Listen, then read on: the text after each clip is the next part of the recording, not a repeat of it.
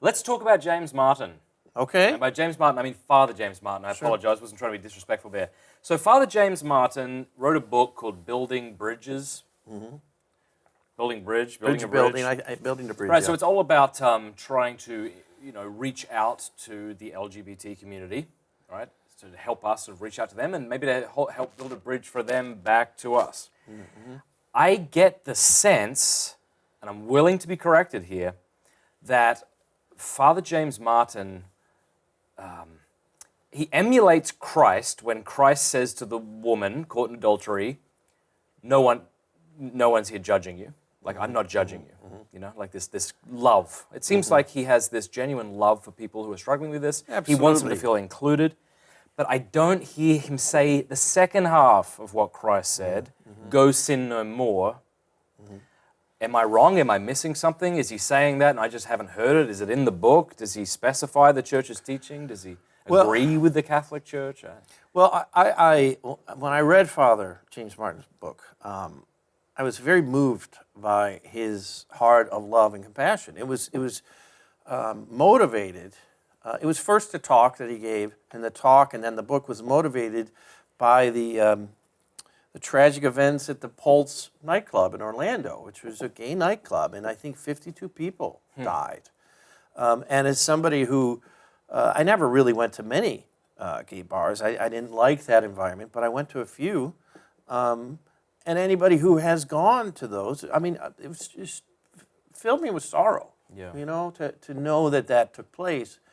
And I think the book was released on the 1-year anniversary of the Pulse shooting. And so he wrote very eloquently about that tragedy and then the need for the church to really heed what the Catechism says. And the Catechism says that men and women like me should be treated with sensitivity, compassion, and respect. Yeah.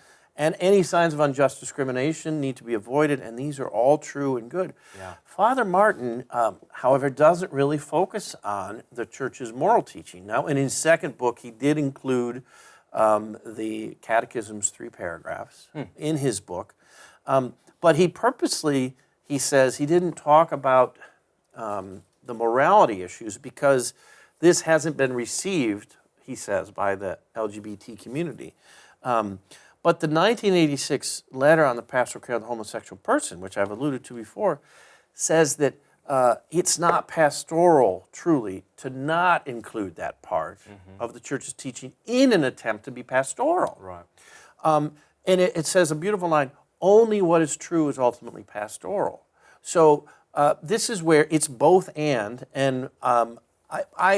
it's confusing to me why Father Martin doesn't talk about that enough, but also at the same point, he's a priest. He says one of the other reasons he didn't talk about this is because he's not a moral theologian.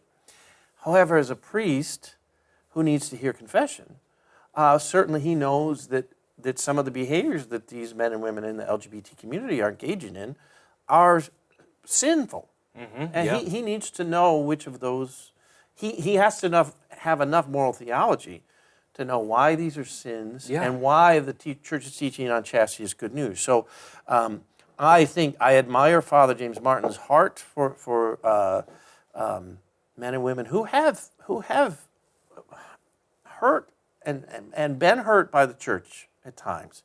But I just wish he would invite people into the fullness of the faith. Could you say, and it might be a little cheeky to say, you wish he would love them more, like the whole way? As opposed to just, I'm sorry you're hurting, which is a legitimate first stage of dialogue. That's the first point of dialogue. Not just legitimate, but warranted and beautiful and good. Well, and this is where he makes a good point. He says dialogue is so important. And we can look at the example of the woman at the well. I mean, Christ, they were united in a shared desire for thirst. Yeah. They were thirsty, That's right? Yeah. Can you give me a drink of water? So Christ is dialoguing and starts talking with her and starts finding out about her life and the 5 men she's been with. Yep. But then he speaks more into her life, inviting her into the living water. And that doesn't seem to be what Father James Well, Martin and this is is doing. at least not in his book and in his public speaking. He just really doesn't talk about He that seems much. to equate it with non-intrinsically evil acts. In certain Q&A, Well, he talks about this is interesting because the catechism language, it falls hard on the ears. It calls the inclination objectively disordered. right, Now, it's not sinful to have the attractions that's right. to the same sex, but they are objectively disordered. Right. And Father Martin has suggested that that's needlessly hurtful language. Whereas for me, I view it as loving language in the same way that if I'm at the edge of the Grand Canyon, I see a sign, don't step any further than this because there's a cliff here. Could you put yourself back when you were 30, right, living with your boyfriend? If you had have read Father James Martin's book, heard him speak, what would have that been like for you, and would have that led you back into the church, into a life of chastity? This is just a personal thing. I'm not saying this to be everyone's experience. Hypothetically speaking, Yeah. I would have been disappointed that he wasn't fully reflecting the church's teaching. I would feel that I was being played. Really? I mean, the honest truth is because Like pandered to a little? and that's the honest truth is because I made a conscious choice to reject the church's teaching, but I saw the inherent integral order to it, that it Right. made sense to me. I could never buy this idea that somehow God saw me as differently ordered or whatever. I knew that what I was doing was outside of God's creative will. My intellect said that. My rational brain said I could never accept revisionist gay theology. That would have done injury to my brain. So if I were to read Father Martin's book, I'd say, and a lot of people have on the other side. You're just kind of giving us platitudes.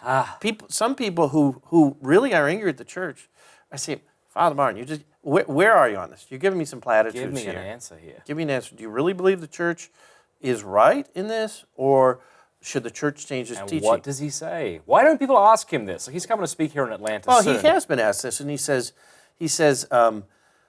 though he will never challenge the church's teaching. But does he state it? Thankfully, it is in the second book, but Okay. I don't. He just doesn't focus on that in the talks. I mean, look, if Father Martin's watching this, I think I would say, I'm not a psychologist, and even if I were, I wouldn't be able to read your mind. But as a Catholic who's trying to be a faithful Catholic, you at least need to know that many people get the sense that you really don't believe the Church's teaching that homosexual acts are intrinsically evil. Yeah, I just, Whether you do or don't, Yeah. you need to know that we would like some clarity. And clarity isn't a bad thing. Well, some people have asked him for that clarity, and in an America Magazine article, he did state clearly the church's teaching. It was an excellent explanation. But he said in a line there, he says, as a Catholic priest, I will never challenge the church's teaching. And the question I've asked is to say that you won't challenge it. That's like a university professor who really doesn't believe the church's teaching, but he signed something, so he's like, well, I'm not going to challenge it. That's what it sounds like. It sounds like you don't believe it. Just saying you're not going to challenge the church's teaching is very different to saying, I also agree with it. If I could have I'm not trying to put words into his mouth. Maybe he does agree with it. If I could have a chat with Father Martin over a cup of coffee and have a dialogue, I'd say, I would want to know, I said, well, do you think that this is good news for me? Do you think that the church's teaching is good news for me and for everyone else? He'd probably say yes, don't you think? I think he would. I hope he would, because it is good news. And so, the church's teaching is liberating. It's good news. Yeah.